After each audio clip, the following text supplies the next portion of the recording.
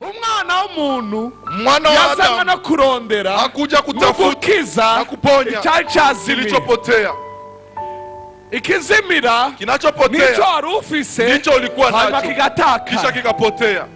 Si cha bandu uja gutora, si cha wengine unaenda araza anakuja kuko uruwiwe kwa sababu uko wake watakaye, uliyepotea watakaye mu birwara, ulipotelea katika magonjwa, watakaye mu bukene, ulipotelea katika umaskini, araza atakuja. Luka igice cha 19, Luka sura ya 19 kuva ku murongo wa mbere kuanzia mstari wa kwanza gushika kwa 10 mpaka mstari wa 10. Ni inkuru benshi bazi, ni habari wengi wanajua. Haleluya, amen. Luka igice cha 19, Luka sura ya 19. Ashikiye Yeriko, ariko arahaca hari umuntu yitwa Zakayo, yari umutoza kori mukuru kandi yari umutunzi. Ageza kuraba Yesu ngo amenye uko asa, bimwankira kubw'ishengero kuko yari mugufi. Arirukanka aja imbere, yurira igiti citwa umusokomora ngo amurabe kuko yagira ace muri iyo nzira. Yesu ahashitse ararangamiza arabara ati, Zakayo ururuka vuba kuko uyu munsi nkwiye kurara iwawe. Yururuka vuba amwakirana akanyamuneza. Babibonye bose baridodomba bati ko yinjiye kurarira umuntu w'umunyavyaha. Zakayo arahagarara abwira umwami Yesu ati, raba mugenzi, umugabane w'itunga ryanje ngira ndawuha boro, kandi umuntu wese nagunze ndamurihe 4. Yesu amuvugako ati, uyu munsi agakiza gashitse muri iyi nzu, kuko uyu nawe ari umwana wa Aburahamu. Kandi umwana w'umuntu yazanwe no kurondera no gukiza icari cazimiye. Amen, amen. Ijambo ry'uyu munsi, neno la leo, fasha kuri bariro muri kumwe, nisaidie kumwambia aliye karibu yako. Yesu yavuze, Yesu amesema ko uyu munsi arari wawe, kuwa leo atalala nyumbani kwako. Haleluya, amen. Ntaza kuhaca, hata pita, ntaza kuhirirwa, hata kushinda hapo, atalala kwako. Ntabyo yizeye, hindukira ubibarire undi nambo watavyize uti, Yesu yavuze ko uyu munsi arari wawe. Mwambie mwingine, mwambie Yesu amesema atalala kwako. Mubaza akazina kiwe, muulize jina lake. Ukureho Zakayo umubwire uti, wewe naka Yesu yavuze ko uyu munsi arari wawe. Useme wewe fulani, Yesu amesema atalala kwako. Haleluya, amen. Haleluya, amen.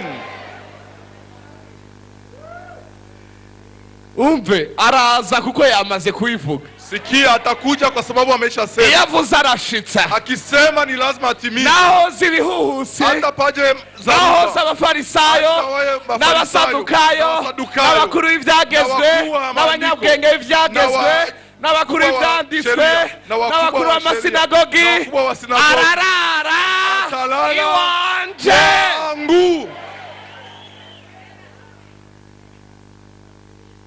Icambere umenye ko harara kuko yamaze kuivuga. Cha kwanza ujue kuwa atalala hapo kwa sababu amesema. Ego hari igihe ahora aza giturumbuka. Ndiyo, kuna wakati anatokea ghafla. Ariko uyu munsi yavuze kwaza. Lakini leo ameweza kusema kuwa atakuja. Ndavuze ngo yabivuze kwaza. Amesema kuwa atakuja. Ijuru n'isi bizovaho, mbingu na nchi vitatoweka, ariko nta ndome nimwe izova ku ijambo ryiwe. Kuna hata nukta itatoka kwenye neno lake. Yabivuze ati, uyu munsi ndarari wawe. Amesema leo nitalala kwako. Ntiyabivuze gusa, hakusema tu, yavyiyemeje, amejikubalisha. Ndavuze ngo yavyiyemeje, amejikubalisha, kuko aravuga ngo birankwiye, kwa sababu anasema inanistahili, kuko uyu munsi nkwiye, kwa sababu leo ninafaa.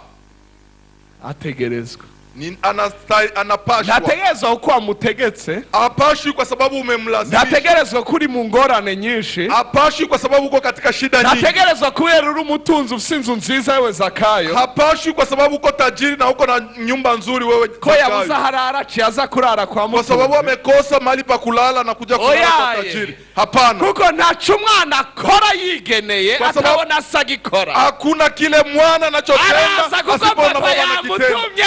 Atakuja kwa sababu baba amemtuma. Amesema mbingu imemtuma. Ngomero wa muntu uti ubishima utabishima ijuru ryabishinze uko. Nitingizie mtu huyo useme upende usipopenda, mbingu imeamua hivyo. Ijuru ryabishinze uko. Mbingu imepanga hivyo. Pastor, ndio.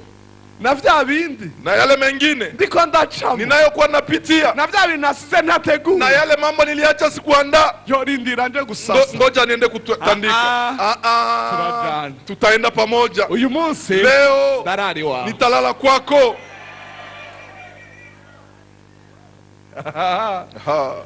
Ikindi kingine araza kukura umwana wa Aburahamu. Atakuja kwa sababu uko mtoto wa Ibrahimu. Bamwe birabagora kuvyemera, wamoja inawatatiza kukubali kubera ibintu muriko muraca, kwa sababu mengi mnayopitia. Aravuga ngo, anasema eti ijambo ry'Imana riravuga ngo, neno la Mungu linasema namwe nanyi muri uruvyaro rwa Aburahamu, ni kizazi cha Ibrahimu kubw'ukwizera, kwa imani. Umwana w'umuntu mwana wa Adamu no kurondera, hakuja kutafuta na kuponya kilichopotea. Ikizimira kinachopotea nicho wari ufise, nicho ulikuwa nacho kisha kikapotea.